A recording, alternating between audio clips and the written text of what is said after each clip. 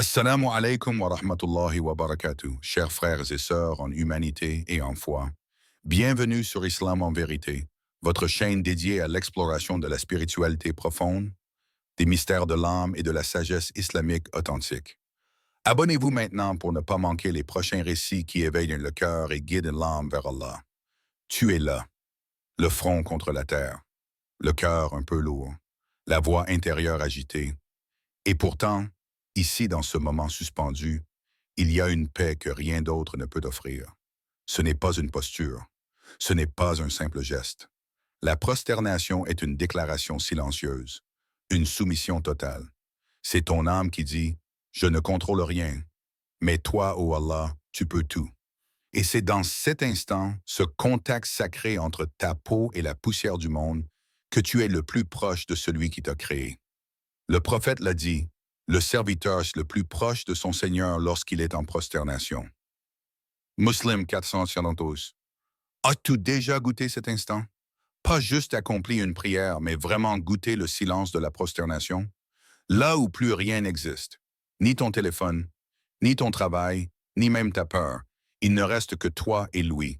Et si dans ce moment, tu ne disais que deux mots qui jaillissent des profondeurs, deux mots qui guérissent même ce que la médecine ne voit pas. Ya Shafi, ô guérisseur, pas un mot compliqué, pas un discours, juste une invocation nue, un appel sans artifice. Deux syllabes pour ouvrir une mer de miséricorde. Dis-les lentement. Ya, Shafi, sens-les traverser ta poitrine. Regarde-les couler dans tes veines malades. Imagine ton cœur se redresser doucement, comme une fleur sous la pluie. Tu n'es pas obligé de tout comprendre. Tu n'as pas à être parfait. Tu as seulement à croire que celui qui a mis le remède dans les plantes, les océans et les corps peut aussi mettre un remède dans ton âme. Et si tes mots tremblent, et si tes larmes tombent en silence, c'est encore mieux, car Allah n'attend pas une invocation bien formulée. Il attend une invocation vraie. Dis-le. Dans la douleur, dans le vide, dans la fatigue. Ya Shafi. Et dans ce simple appel, tout change. Le monde ne devient pas soudain parfait. Mais toi, tu commences à te réparer. Ton corps fatigué, ton cœur brisé, ta mémoire blessée, tout ce que tu as essayé d'oublier, de cacher, de fuir, tu peux maintenant le déposer là, dans la poussière sacrée du Souhoud, et lui dire, tu n'as plus besoin de tout porter seul. Ya Shafi. Et si ta douleur avait un sens, pas comme une punition, pas comme une injustice, mais comme un appel doux, enveloppé dans la souffrance. As-tu déjà pensé que cette maladie, ce diagnostic, cette fatigue qui ne passe pas, n'est peut-être pas là pour te détruire, mais pour te réveiller? Tu étais pris dans la course. Tu ne regardais plus le ciel. Tu mangeais sans gratitude. Tu priais mécaniquement. Tu vivais en oubliant que la vie elle-même est un prêt. Et soudain, ton corps s'est mis à parler, à crier, parfois à chuchoter. Quelque chose ne va pas. Mais au fond, ce n'est pas seulement ton corps qui souffre, c'est ton âme qui t'appelle à revenir. Et lorsque je fais qu'un malheur t'atteint, c'est pour que tu reviennes à moi.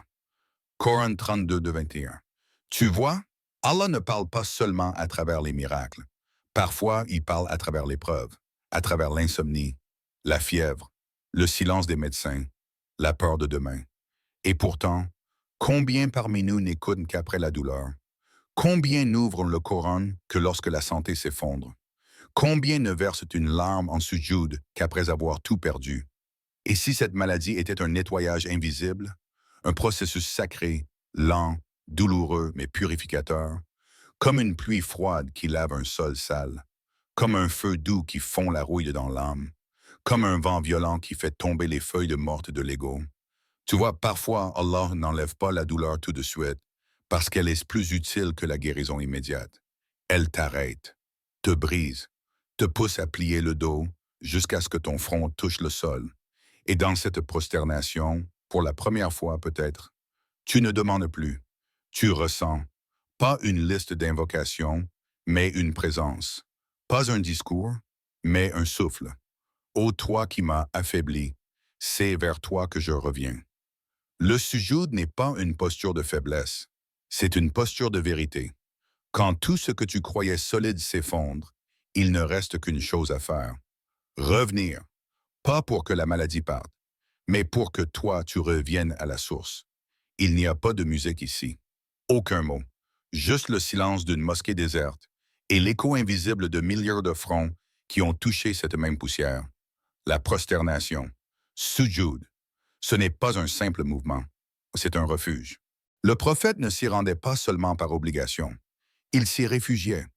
Comme on se réfugie dans l'ombre quand le soleil brûle trop fort. Comme on se jette dans les bras d'une mère après une peur. Comme on pleure pas devant les autres, mais devant celui qui sait déjà. Il ne récitait pas seulement. Il parlait. Il ne récitait pas pour être entendu. Il se vidait pour être entendu par Allah. Et prosterne-toi et rapproche-toi. Coran 96, 19. Regarde cette injonction divine. Prosterne-toi et rapproche-toi, comme si la distance entre toi et ton Seigneur se mesurait à l'humilité de ton front. As-tu déjà pleuré sur le sol? Pas de honte, mais de soulagement. Pas de colère, mais d'épuisement. Les mains vides, le cœur trop plein, et le sol froid, paisible, patient, qui accueille tes larmes comme une mère accepte la pluie. Dans ce moment, tu ne demandes plus à être fort. Tu demandes juste à être vu, à être soulagé. Et tout ce que tu portais, les peurs que tu n'as jamais dites, les douleurs que personne n'a su comprendre, les erreurs que tu caches même à toi-même, tu les déposes, littéralement. Tu les confies au sol. Le sujoud n'est pas une perte. Ce n'est pas une soumission vide. C'est une libération. Ici, tu ne portes plus rien. Si tu t'abandonnes, et c'est là que la guérison commence. Non pas une guérison visible, mesurable, expliquée, mais une guérison secrète, lente, intérieure. Comme une chaleur douce qui remonte depuis la terre jusqu'à ton cœur. Tu penses être faible dans ce moment. Mais en réalité, c'est l'instant le plus puissant de ta vie, car dans ce monde bruyant, écrasant, étouffant, il n'existe pas de plus grand soulagement que de poser ton front au sol et de tout remettre entre les mains d'Allah. Elle s'appelait Mariam, 37 ans, mère de 2 enfants, enseignante. Rien ne laissait présager qu'un jour, son propre cœur allait devenir une bombe à retardement sous sa poitrine. Tout a commencé par une simple fatigue, puis des vertiges, puis le souffle court, les escaliers impossibles, les battements irréguliers, et enfin, le verdict. Implacable, froid, technique. Votre cœur est trop faible. Vos jours sont comptés. Elle aurait pu sombrer, elle aurait pu crier, elle aurait pu haïr ce cœur qui la trahissait. Mais ce qu'elle a fait, c'est prosterner, chaque nuit, même quand son dos la faisait souffrir, même quand les larmes coulaient avant même qu'elle dise un mot, même quand sa bouche était sèche à cause des médicaments. Elle se mettait face à son Seigneur, silencieuse, fatiguée, mais présente. Et dans chaque sujoud, elle disait ces 2 mots comme une déclaration d'amour mêlée de douleur. Ya Shafi, Ya Shafi, ô guérisseur, ô toi qui peux redonner vie à ce qui s'éteint en moi. Elle ne priait pas pour vivre plus longtemps. Elle priait pour que si elle devait partir, elle le fasse en paix, avec son front marqué de prosternation, avec ses enfants qui l'auront vu vivre, même malade, avec dignité et foi. Et puis, quelque chose d'invisible s'est mis en marche. Au fil des mois, elle respirait un peu mieux. Elle remontait les escaliers. Elle riait à nouveau. Les médecins, eux, ne comprenaient pas. Ses constantes s'amélioraient.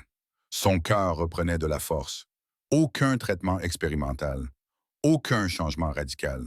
Juste une routine faite de prosternation. Elle n'a jamais dit qu'elle avait guéri. Un jour, on lui a posé la question. « Tu crois que tu t'es soigné ?» Elle a souri humblement et a simplement répondu. « Je n'ai pas guéri. J'ai été guéri. » Par qui? Elle n'a pas dit. Elle a baissé les yeux. Mais dans son regard, il y avait de la certitude des gens qui ont rencontré Allah dans la douleur. Et lorsqu'il me rend malade, c'est lui qui me guérit. Coran 26, 80. Ce n'était pas de la magie. Ce n'était pas un miracle tape à l'œil. C'était une guérison intime, silencieuse, tissée dans les fibres de la foi. Et chaque sujoud restait, pour elle, un traitement, plus puissant que n'importe quel médicament. Et toi, quand ton front touche le sol, que dis-tu vraiment? Est-ce une routine, une récitation sans cœur, ou un cri que seul Allah peut entendre? As-tu déjà réalisé que tu es littéralement collé à la terre et pourtant, au plus près du ciel, ton corps abaissé, ton âme élevée, un contraste que seule la sujoud permet? Quand tu te prosternes, demandes-tu une chose, une guérison, une solution, un miracle, ou est-ce que tu offres quelque chose, ton cœur, ta faiblesse, ta peur, ton amour? Invoque-moi, je vous répondrai. Coran 40-60. Est-ce que tu crois à cette promesse, ou est-elle devenue une citation que tu connais, mais que tu ne vis plus? Regarde autour de toi. Un frère en Palestine se prosterne malgré le bruit des bombes. Une sœur au Canada se prosterne dans une salle de repos, entre deux corps de travail. Un vieil homme au Niger, les genoux tremblants, touche encore le sol chaque matin. Un jeune converti tout seul dans sa chambre, sans savoir prononcer parfaitement l'arabe, mais le cœur débordant d'amour, dit simplement Ya Rab. Il n'est pas question de forme ici, pas de posture parfaite, ni de versets bien récités. La seule chose que ton Seigneur attend, c'est que ce soit vrai. Et si ce soir tu faisais de ta sujoud une rencontre, pas un devoir, pas une obligation, mais un moment d'intimité, pas une prière, mais un tête-à-tête avec le Créateur des cieux et de la terre. Imagine que dans ce silence, tu ne répètes pas ce que tu dis toujours. Tu oses dire ce que tu caches depuis toujours, ce que tu n'as jamais dit à personne, ce que même toi, tu as peur d'entendre. Tu n'as pas besoin de belles phrases, ni de formules exactes. Dis seulement ce que ton cœur hurle en silence depuis si longtemps. Dis-le dans la poussière, avec le souffle court, avec les larmes ou avec le vide. Dis-le, juste dis-le, car celui qui t'écoute n'est pas loin. Il est plus proche de toi que ta veine jugulaire. Coran 56. Tu peux avoir mal, encore. La douleur peut revenir le matin, juste après le fajr, quand tout semble encore endormi. Sauf elle. Tu peux ouvrir les yeux et sentir que rien n'a changé. Le même corps, la même fatigue, la même prière murmurée avec difficulté. Mais, est-ce vraiment comme avant, ou bien y a-t-il en toi une paix nouvelle, quelque chose de léger, de silencieux, comme une brise qui passe dans une pièce longtemps fermée? Tu n'es peut-être pas encore guéri, mais tu n'es plus la même personne. Avant, tu tremblais. Maintenant, tu résistes. Avant, tu doutais. Maintenant, tu acceptes. Avant, tu demandais pourquoi. Maintenant, tu dis simplement, Ya Rab, toi tu sais. Car parfois, Allah ne répond pas comme on espère. Il ne retire pas la douleur, mais il dépose quelque chose dans le cœur, quelque chose qui rend la douleur moins lourde. Il y a peut-être un mal que vous détestez, alors qu'Allah y place un bien. Coran 2-16. Ce verset ne promet pas la guérison immédiate. Il promet un sens, un secret, un bien caché dans ce que tu aurais voulu fuir. La vraie guérison, ce n'est pas seulement un corps qui fonctionne. C'est une âme qui s'abandonne à Allah, même quand rien ne s'arrange. C'est pouvoir dire, je suis toujours malade, mais je ne suis plus perdu. C'est pouvoir se lever, faire wudu lentement, poser son front sur le tapis et murmurer non plus une plainte, mais une gratitude timide. Tu m'as brisé pour me reconstruire. Tu vois, il y a une forme de paix qui n'a rien à voir avec l'absence de douleur. Elle vient d'ailleurs. Elle transcende la douleur. Elle la englobe, comme la mer englobe une pierre jetée en son sein.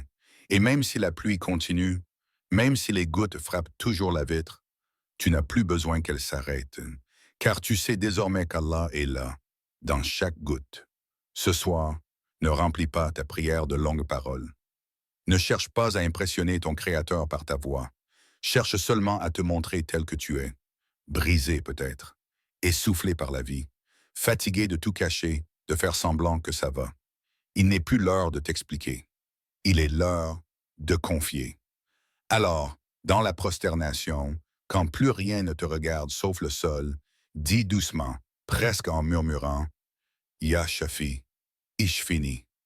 Ô toi le guérisseur, guéris-moi. Pas seulement mes organes, pas seulement mes nerfs, mon dos, mes poumons, mais aussi ce que personne ne voit, ce vide au fond de moi, cette lassitude qui colle à mes os, ces souvenirs qui me tiennent éveillé, cette tristesse que je maquille sous un sourire, ce doute qui étouffe mes invocations. Dis-le pas pour être entendu par les autres. Dis-le pour t'entendre toi-même t'abandonner. Ya Shafi, Ishfini. Il n'y a pas de bonne manière. Il y a la manière du cœur, tremblant ou sûr, en larmes ou en silence. Tout ce que tu offres dans ta prosternation est accueilli, car celui qui écoute ne juge pas ta faiblesse. Il l'a créé. Ne sait-il pas ce qu'il a créé, alors que c'est lui, le subtil, le parfaitement connaisseur? Coran 67, 14. Et il sait ce que tu ne dis pas, ce que tu ne comprends même pas toi-même. Cette douleur qui ne porte pas de nom, ce besoin d'être tenu, reconnu, réparé. Alors confie-toi. Comme un enfant glisse ses secrets à sa mère en pleurant. Comme un voyageur pose enfin ses bagages après des années à fuir. Comme un cœur revient à sa source, doucement, humblement. Tu n'as pas besoin d'aller loin. Tu n'as pas besoin d'un miracle spectaculaire. Tu as seulement besoin de te poser là où tu t'égares le moins, dans la prosternation, et dire Ya Shafi Ishfini, frère, sœur, ce n'est pas le sol qui guérit, ni la position, ni les mots prononcés avec la langue seule. C'est Allah. C'est celui qui voit ton front toucher la terre et ton cœur s'y déposer en même temps. C'est celui qui entend ton appel avant que tu ne parles, qui connaît ta douleur avant que tu ne la comprennes toi-même, celui vers qui tu te tournes et qui n'a jamais détourné son regard de toi. Ce n'est pas la prosternation qui guérit, c'est celui vers qui tu te prosternes. Et parfois, ce ne sont pas des longues invocations savantes, ni des mots bien articulés, mais juste deux murmures sincères, prononcés entre un battement du cœur et d'une larme chaude. Ya Shafi, ô guérisseur, dis-le et laisse ton cœur s'ouvrir, même s'il ne guérit pas en un instant, même si la douleur persiste, tu auras planté la graine, et Allah sait quand elle fleurira. Un moment de silence, puis musique très douce, presque imperceptible. Une voix réapparaît, comme une confidence. Si cette vidéo a touché ton cœur, si elle t'a rappelé quelque chose que tu avais enfoui, oublié ou négligé, si elle t'a donné envie de retourner vers Allah, même un tout petit peu, alors ne garde pas ce rappel pour toi. Partage-le avec quelqu'un qui souffre, quelqu'un qui a mal, dans son corps ou dans son cœur, quelqu'un qui a besoin d'entendre ce soir qu'Allah ne l'a pas abandonné. Et si ce message te fait du bien, reviens ici, reviens à Islam en vérité. Abonne-toi, parce que chaque vidéo que tu verras ici ne te vendra rien. Elle t'appellera simplement à revenir à l'essentiel, à celui qui t'a créé, à celui qui t'attend, à Allah. Ya Shafi, tu n'es jamais seul.